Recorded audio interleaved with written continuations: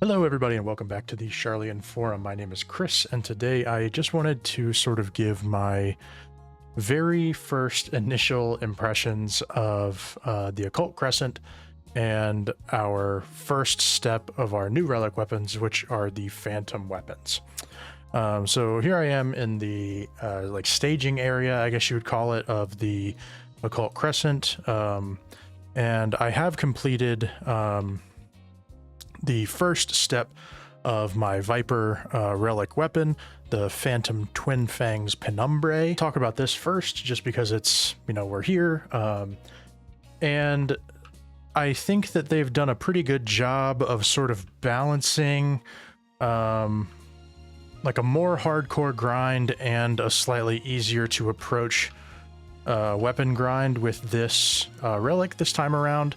So the first step is collecting 3 each of 6 different Atmas. Now, old Final Fantasy XIV players like myself probably cringe at the sound of collecting Atmas again, but I think that this step, they did an okay job with balancing, again, like I said, that sort of heavy grind, because you can do it all in the Occult Crescent, you can do it all through critical engagements, or you can go out into the overworld and you can do fates in the Dawn Trail zones, which also have a chance to drop the Atmas. Now, I wanted to complete this step as quickly as I could just because I wanted to make a video and kind of talk about it. So I did end up going out into the open world and grinding fates in the Dawn Trail zones to get these specific Atmas as quickly as possible. You need, like I said, 3 of 6 different types. That's 1 from each Dawn Trail zone. And once you turn them in, you will also you'll be given a quest to get 3 Arcanite, which are 500 tomes each. So, and this is your uncapped tome here, your heliometry. So these are the uncapped weekly tomes. It's 1500. So we're going back to that same system that Endwalker had for this step, but the first step is much more similar to you know, the older relic weapons or the Shadowbringers relics, where you had to either do the Occult Crescent content to get these Atma drops, or you had to go do some other content in the game to get them. So once you finish the Atma step, the Atma is a one-time step. So once that's done, all you need to do to get subsequent weapons is get those 3 Arcanite stones for 1500 tomes.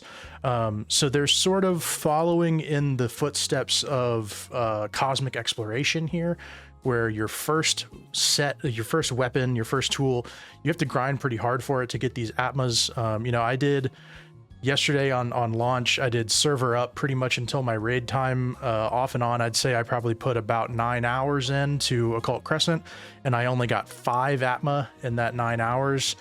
And then this morning I did another few hours, and I think I got 1 more drop before I finally said, you know what, I'm gonna go ahead and just hammer this out. So I went and did Fates in the open world, and I think I needed 2 full sets. I had not gotten any. And then I had 2 from a couple of them and then 1 from one of them. So I got, I think it was 11 total Atmas that I needed. And I got all of them in, let's see, let me look at my Discord logs here. It looks like I jumped out of Occult Crescent and into open world fates around 9 a.m. or so, and I finished right before 1 p.m. So about 4 hours that I was just grinding fates to get the 11 Atmas that I needed. I would say that the drop chance, roughly speaking, again, this is just my personal experience, it could be different. I certainly don't have any insight onto the numbers, but in my personal experience, it feels like it's probably about 10%. It's somewhere in that neighborhood.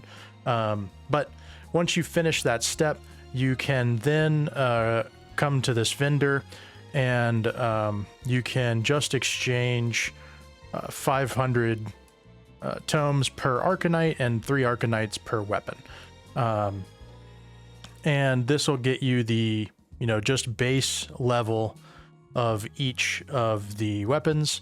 I'm just kind of going through them here so that people can see them. There's the Dark Knight sword. And again, I think that this is a good balance between sort of the grind of previous relic weapons, and the convenience of like the Endwalker relic weapons, because you do have to do that first step and do the work to get this vendor unlocked. But once you've done that, and you've ostensibly gotten like the main weapon that you wanted, right, for your main job is ostensibly what you're going to get first, then you have the ability to just kind of cruise and collect these other weapons as you go. So yeah, I really like all of the designs. All of the weapons are dyeable as well. They're dual channel dyeable. Every single one of them is, which is really nice. And just to give you an idea, like on my Viper weapon, just to sort of show you what the dye channels are. So what we're getting here is like a blade color channel. So, you can imagine what all of the possibilities are for that. And then the other channel colors these little inlays, as well as the leather wraps on the handle and the blade itself. It's a good change of pace, I think, to have a blended system like this. I think it's convenient for people who want to hunt all of the relics and get all of the relics. But it still gives you a grind to get that first one to open up the possibility of that convenience, right? So I think that's a great blend. So now let's talk about the Fertile Crescent. So where I'm at personally after my time here so far is I'm at knowledge level 17. I have unlocked 7 of the job. Well, I guess 6 because you start with freelancer, right? So I've unlocked 6 jobs. I have not been lucky enough, unfortunately, to get any of the random chance drop phantom jobs, but I've bought all the ones that I can with silver coins. I'm still getting my gold coins built up to get some of the other ones. You can buy your gear here. This is probably what I'm going to be saving up for next, is to get a set of this. The special attribute, I don't know, that's a pretty nebulous labeling. I'm not sure what that means. But I do know that as this gets upgraded, and like Forked Tower, I'm doing runs of that, I'm going to want whatever that special attribute is, right? Critical encounter. Let's see. That's Calamity Bound. So yeah, right off the rip, the Phantom Job system I think is really cool. I think I like this way more than I like Lost Actions or Logos Actions or anything like that, just because of how easy it is to switch, right? It's completely frictionless. Now you can't do it in combat, right? Of course, but there's no need to go to the guy and exchange a bunch of logograms and hope you get the right thing, and then build it in the board and do all these combinations, and just all that stuff was fun, but it's annoying, right? It's annoying and it's obnoxious, and it can cost a lot of money if you get unlucky, and you need the stuff to start your runs. So I like the ability to just switch to a Phantom Job and level it up, and you get the abilities, and then when you're done with it and you max it, you can just switch to another job, right? I don't know if there's going to be anybody around me. Oh yeah, here we go. Well, they just teleported away. Dang. But very briefly there, you might have seen that they had a buff on their buff bar that every time you max out a Phantom Job, you get it to its max level. You actually get a permanent buff inside of Occult Crescent that will increase your potency with damage and healing actions. So again, sort of like the Rays of Valor or whatever they were called from Bozja, you get these permanent upgrades for your character, and you get one stack of that every time you master a Phantom Job. Now that's also how you level up the Phantom Freelancer. You may have noticed that there's no XP on the Phantom Freelancer if you've looked at it. It's because it gains a level for every job you have mastered.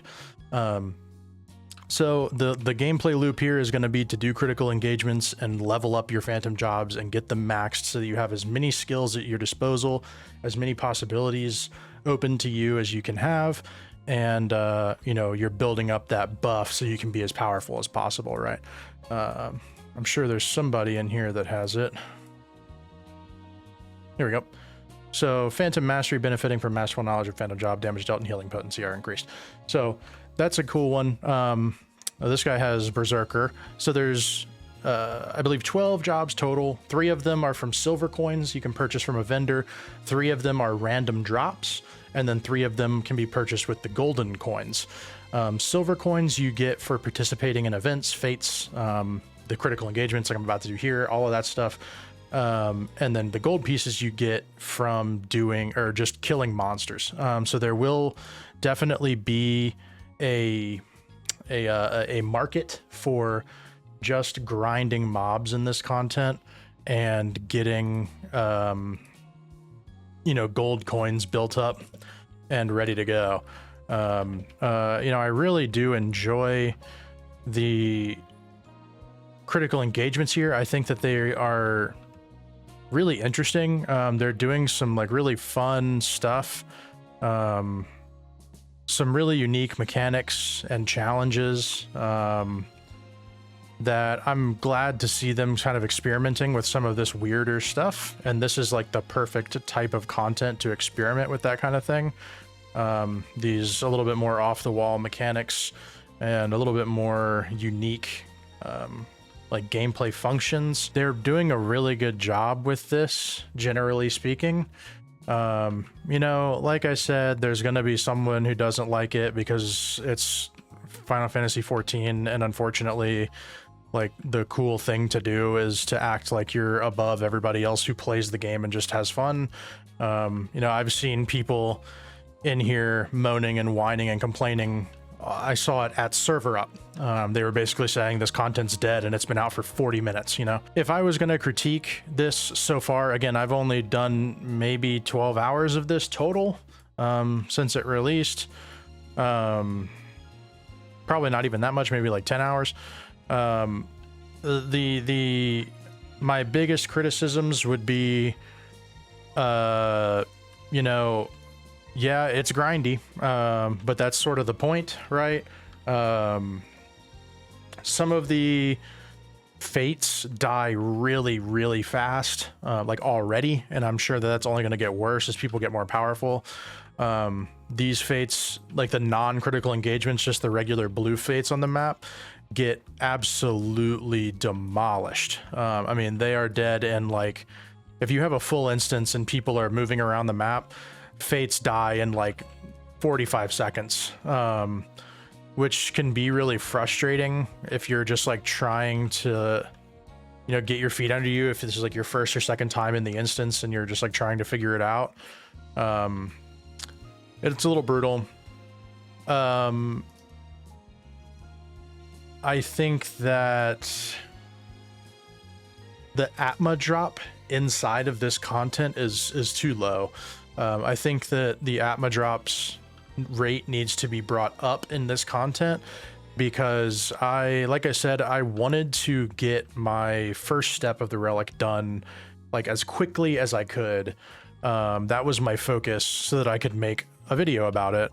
And I, you know, did this for a while, and after seeing the rate, I pretty much instantly knew. I was like, there's no chance. Like, if I want to put a video out this week, I'm gonna need to go grind this in the overworld because this drop chance is just abysmal. So like, if your only goal is to get your relic weapon as quickly as possible, I would probably recommend just doing fates in the open world and then coming back to enjoy this just like leisurely at your own pace.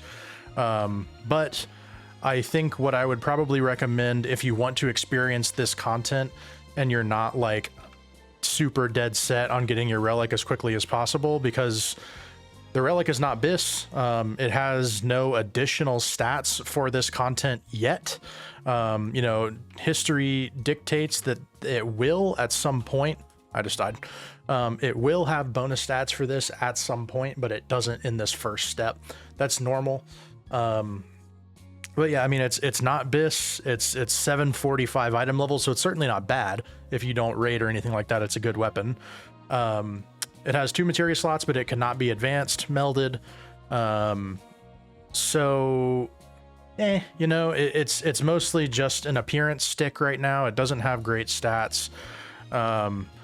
So my advice would probably be this, would be to engage with this content now, while there's still a lot of people new and engaging with it.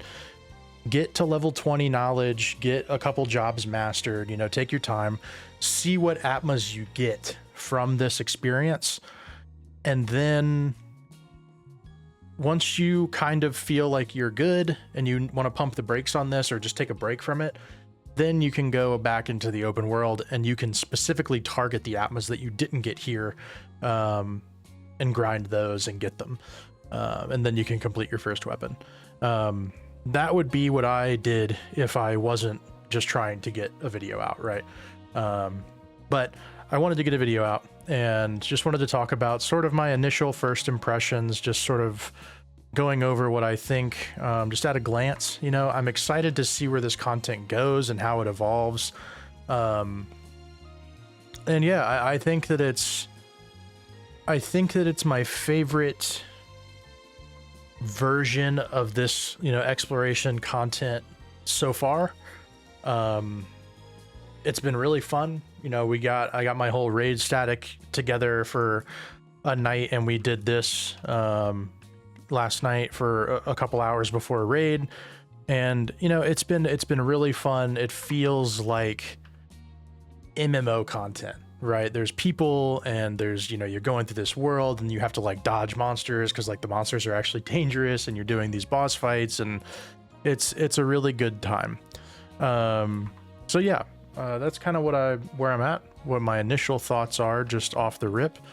I really enjoy it, and I'm excited to see where it goes from here. So make sure, you know, if you want to engage with this content, do it now, and just have fun with it. And then, you know, your relic weapon isn't going anywhere. It'll be there for you. If you want your relic weapon as fast as possible, unfortunately, I'd say the best way to do it is to grind fates in Dawn Trail zones and not through this content. You know, it is what it is. My last piece of advice will be to buy the riding map. The mount speed with this is a game changer. It's like twice as fast. I don't think it actually is, but it feels really fast. I feel like I'm so much faster with the riding map. It's 3,000 silver coins. I would highly recommend you pick that up like as soon as you can, and just let that carry you the rest of the way, because it's huge. So yeah, that's it. That's all I got for this one. Kind of a short, quick one, just sort of rambling about my thoughts. Overall, very happy with this content. I've been having a blast so far, having a really good time. And I'm going to go do some more critical engagements, and I'll see you guys in the next one. Please feel free to like and subscribe if you feel like I've earned it, for more Final Fantasy content surely coming soon. So thank you guys. See you on the next one.